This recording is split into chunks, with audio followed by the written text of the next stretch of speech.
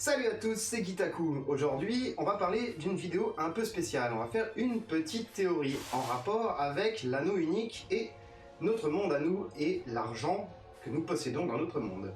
Alors, d'où ça m'est venu? En fait, la semaine dernière, j'ai eu un peu de peine à faire des vidéos, même si j'ai vu des trailers et autres trucs, de quoi je parlerai plus tard. Mais le mois de décembre est très compliqué, dans une famille recomposée, il y a plein de Noël à faire, il y a plein de cadeaux à faire, il y a mon anniversaire au milieu, il y a les enfants qui ont leur anniversaire après, donc j'ai perdu beaucoup de temps pour faire des vidéos, j'en ai donc pas sorti la semaine dernière. Donc cette fois-ci, à force d'avoir travaillé sur Noël et d'avoir une relation beaucoup plus proche avec l'argent, ce que j'ai pas d'habitude, il m'en est arrivé une idée d'une théorie. Et si l'argent était en fait, dans notre monde, l'anneau unique que tout le monde peut posséder et qui pervertit tout le monde. Alors, on va voir ça tout de suite. C'est parti pour la théorie. L'argent est-il l'anneau unique?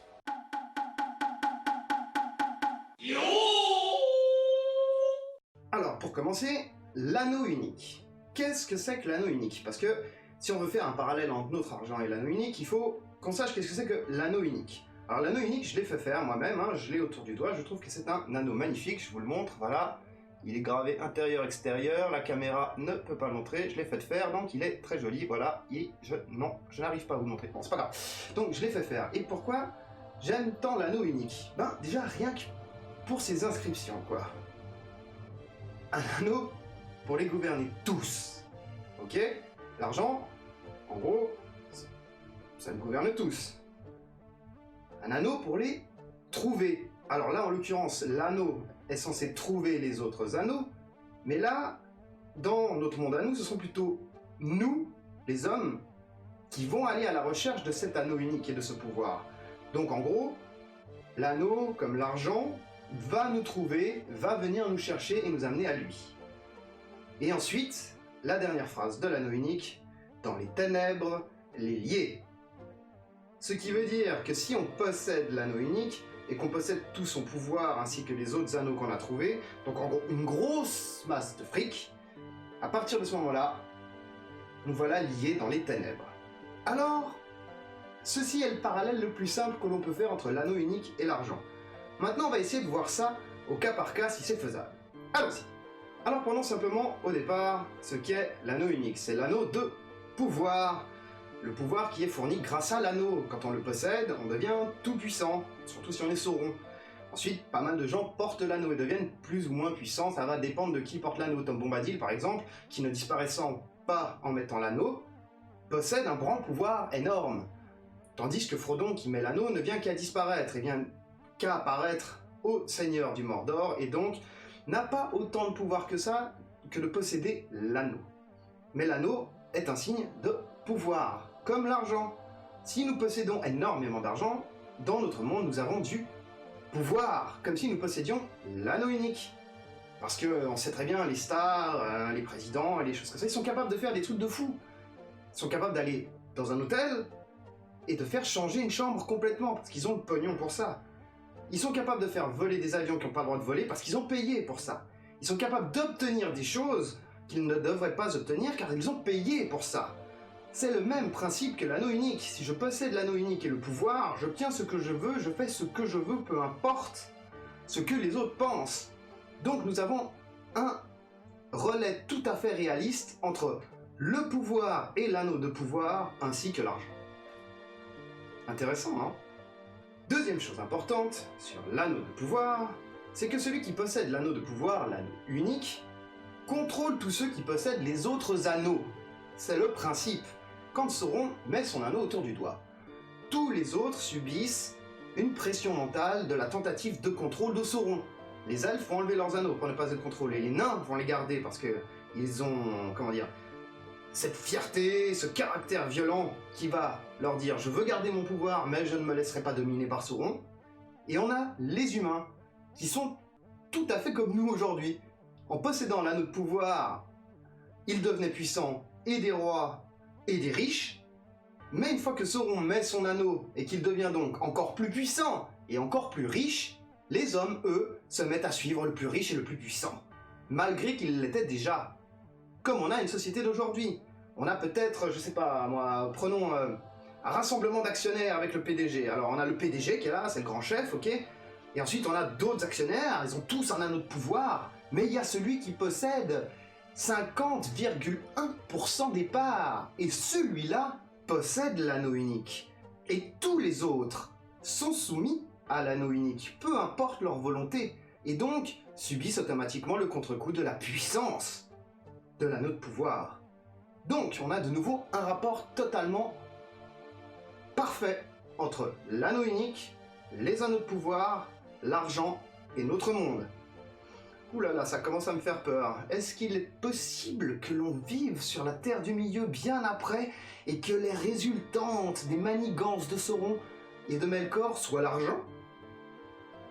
Ça commence à foutre le boule, ça. L'anneau unique, le pouvoir, le contrôle, le rassemblement, tout ça, on l'a vu. Mais quel est le pouvoir spécial de l'anneau unique, en fait? Parce qu'en soi-même, c'est un anneau de pouvoir, certes, mais cela ne veut pas dire que parce qu'on possède un anneau de pouvoir que l'on va faire du mal. Les elfes, les nains et les hommes avaient des anneaux de pouvoir avant, et ne faisaient du mal à personne. Alors pourquoi cet anneau unique, lui, fait du mal aux gens? Mais parce que quand on vient à le posséder pour la première fois, on l'a dans la main comme ça. Bilbon, Frodon, Isildur, on le prend, et on se dit, j'ai le pouvoir, et grâce à ce pouvoir comme Boromir ou d'autres, je vais sauver les gens. Mais non, car l'astuce de l'anneau de pouvoir, c'est de corrompre. Est-ce que l'argent corrompt chez nous aussi? Peut-on avoir un vrai lien entre la corruption de l'anneau et la corruption de l'argent? Voyons voir. Bilbon, Frodon, Isildur, arrivés à un certain niveau de collaboration avec l'anneau, deviennent tous de grands puissants, hormis Frodon peut-être. Mais Bilbon devient le chef de la comté. Isildur devient le roi des hommes, le sauveur de la Terre du Milieu. Le fait de posséder l'anneau unique donne un pouvoir. Et ce pouvoir corrompt. Alors, on peut se dire que dans notre monde, non, on est des êtres humains, on peut choisir entre être corrompu ou pas corrompu, on peut choisir entre dépenser notre argent pour le bien ou pour le mal, on peut donner à des associations ou tenter de se faire plaisir, donc on n'est pas forcément corrompu par cet argent. Alors d'un côté, je peux dire que oui, effectivement, il y a des caractères et des puissances qui ressembleront plutôt à des nains, et qui pourront porter l'anneau de pouvoir de façon à faire avancer quelque chose de bien pour leur communauté ou leur projet personnel, mais jamais pour le bien de la communauté générale. Par exemple, un artiste, n'importe lequel, qui gagne beaucoup d'argent, on peut dire quelqu'un qui fait du cinéma, quelqu'un qui fait des peintures ou n'importe quoi, on va lire chaque année dans les journaux qu'il va donner tant d'argent à, je sais pas, telle association ou telle association. Alors, je dis pas que c'est pas bien, c'est vraiment très bien qu'il donne de l'argent à telle association, mais la question qui me reste à poser, c'est donnent-ils de l'argent parce qu'ils aiment ces associations ou parce qu'en donnant cet argent, ils diminuent leurs impôts et donc font des économies? Alors là, l'un dans l'autre, on va se dire, oui, mais de toute façon, même si c'est pour faire des économies, c'est bien pour tous. Oui, c'est bien pour tous. Mais cela leur permet d'entretenir leur capital anneau unique pour rester le plus haut possible. Parce que le problème, quand on a l'anneau unique, et donc le pouvoir, l'argent et tout ce qui va avec, c'est quand on en a, on en veut toujours plus. Parce que quand on est le chef et qu'on a l'anneau unique et qu'on possède tous les autres porteurs d'anneaux en dessous de nous, on voudrait pas que quelqu'un d'autre prenne notre place. Parce que parmi tous les porteurs d'anneaux, il y a des gens sympathiques, peut-être qu'on pourrait leur laisser la place, mais il y a aussi des méchants, il y a aussi des gens qui n'ont pas du tout les mêmes idées que nous, et il y en a des qui veulent transformer notre monde. Donc quand on possède cet argent, cette assurance, et cette liberté de pouvoir faire ce qu'on veut, de pouvoir tenter de sauver, ou alors de détruire les gens, et on ne laissera personne prendre le dessus. Donc au niveau de l'anneau unique, comme au niveau de l'argent, quand on le possède, on veut le faire fructifier. On veut que cet anneau, cet argent, nous donne encore plus de pouvoir pour asseoir à coup sûr notre domination sur les peuples. Et je suis désolé, ceci s'appelle de la corruption. Quelqu'un qui aura vécu très bas et qui aura distribué beaucoup d'argent au départ, qui aura fait beaucoup de bien autour de lui grâce à cet anneau unique, je vous assure qu'à aucun moment, il donnera plus à quelqu'un d'autre qu'à lui-même. Peut-être parce que cette personne en aura le plus besoin, mais il en gardera toujours le plus pour lui. Et même s'il l'a fait à la base, ceci est déjà la base de la corruption. obtenir le pouvoir corrompt l'esprit automatiquement. Et ceci, c'est prouvé à travers l'histoire, à travers de grands dirigeants et des événements que vous pouvez relater, je veux dire, Hitler, enfin, il y a plein de personnages comme ça. Le pouvoir corrompt. L'argent donne le pouvoir corrompt, donc l'argent corrompt. Non, le pouvoir corrompt, mais le pouvoir vient de l'argent. Comprenez? Le cycle est inarrêtable. Tant qu'on pose une position de puissance à posséder un objet ou quelque chose, on sort complètement de l'humanité, du respect. Et donc, on devient un petit peu un seigneur des ténèbres. À petite ou grande échelle. Mais de toute façon, on le devient. Quoi qu'il arrive. Remarquez Sauron, par exemple. Il décide de sauver Saruman, de changer des pays entiers et de prendre son peuple soumis, opprimé, comme le peuple de Melkor a été, comme Melkor et sa voix a été, parce qu'il était différent des autres. Et qu'est-ce qu'il fait? Il vient détruire le bon peuple pour sauver un autre peuple. Mais le bon peuple, lui, il est gentil, c'est ce qu'on montre dans l'histoire. Et il va tenter de détruire le mauvais peuple, mais qui est déjà soumis à des tensions et des pressions. Tout ceci n'est qu'un jeu de pouvoir qui est contrôlé par l'anneau unique. Et l'anneau unique, comme dans Le Seigneur des Anneaux, fait en sorte que tous les personnages s'y intéressent. Parce que pendant que tous les personnages s'y intéressent, on peut faire tout ce qu'on veut dans le background. Regardez combien j'ai du pognon. Suivez mes aventures dans téléachat ou je sais pas quoi. Mais surtout ne vous intéressez pas à ce que j'en fais, à ce que je suis et comment je vous utilise. Et ceci est une nouvelle perspective de ce que l'on appelle la corruption de l'anneau du pouvoir. Regardez Galadriel par exemple. Quand elle prend l'anneau de pouvoir, elle dit « Je vous sauverai tous. Je ferai de ce monde un monde magique et merveilleux. Et ensuite, tous ensemble, nous aimerons et nous désespérerons. » Parce que, effectivement, si on utilise le pouvoir de l'anneau unique, l'argent, pour faire le bien et sauver tout le monde et que tout le monde soit bien et ait tout ce qu'ils veulent, on enlève quelque chose à l'humanité. On enlève l'envie d'apprendre, d'aller de l'avant, d'obtenir et de devenir, puisqu'on a déjà tout.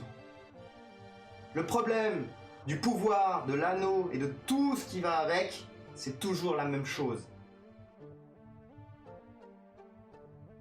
C'est que celui qui contrôle et qui possède le pouvoir ne peut imposer à personne la véritable justice. Celui qui possède l'anneau de pouvoir, que ce soit Sauron, Isildur, Galadriel, Gandalf ou peu importe, chacun a sa propre vision du monde et chacun va l'imposer aux autres en pensant que c'est la vraie vision du monde. Alors que Gandalf, grâce à Sam, grâce à Gollum et grâce à Frodon, va détruire cet anneau unique. Le summum du pouvoir, de l'argent et tout. Et en détruisant ceci, qu'est-ce qu'il crée dans Le Seigneur des Anneaux? Un monde sans pouvoir, où tous les peuples vivent libres de vivre comme ils le désirent dans leur région. Et ça, cette utopie-là, ce monde que tout le monde cherche à avoir ici autour de nous, n'est possible que si chacune des communautés et des personnes est libre et capable de vivre selon ses propres coutumes et ses propres idées dans sa propre région, sans être soumis à l'anneau de pouvoir. Ne désespérez pas, hein, ceci n'est juste qu'une petite théorie sur l'anneau de pouvoir. Est-il de l'argent? Peut-on regarder le Seigneur des Anneaux en s'imaginant que l'anneau de pouvoir est en fait le pouvoir que nous avons sur Terre qui a été transcrit par Tolkien dans le Seigneur des Anneaux? Il y a plusieurs versions de l'analyse du Seigneur des Anneaux, hein. La guerre, 39-45, les Allemands, la puissance germanique, les chars, la volonté des alliés. Il y a plein de versions et il y a plein de façons toujours de théoriser sur une histoire. Mais je trouve que cette théorie, je devais vous la partager parce qu'elle est vraiment très intéressante et qu'elle m'est revenue. J'en ai plein en fait des comme ça des théories. Mais elle m'est revenue justement avec ces histoires de Noël et cette course à l'argent qu'engendre Noël. Alors j'espère que vous avez bien aimé ce petit format, c'est la première théorie que je vous fais du genre, je sais pas si ça vous intéresse ou pas, mais si ça vous a intéressé, n'hésitez pas à me mettre un petit like, un commentaire, et me dire quel genre de théorie vous voudriez que je fasse, si vous voulez que je vous en partage d'autres. En tout cas, moi, ça m'a fait bien plaisir. et j'espère vous retrouver sur ma chaîne parce que vous vous êtes abonné maintenant. Parce que grâce à l'anneau de pouvoir, j'ai fait en sorte que vous vous abonniez, car vous avez regardé ceci jusqu'au bout. Et maintenant, vous êtes en mon pouvoir. Faut que j'enlève l'anneau de pouvoir, hein. Ça va pas du tout. Hein. Je vous ai dit, l'anneau de pouvoir corrompt. Bon, néanmoins, profitez des fêtes de Noël et surtout, faites-vous plaisir pendant ces fêtes, car c'est le moment familial idéal. Allez, sur ce, à ciao les amis, je vous aime, à plus.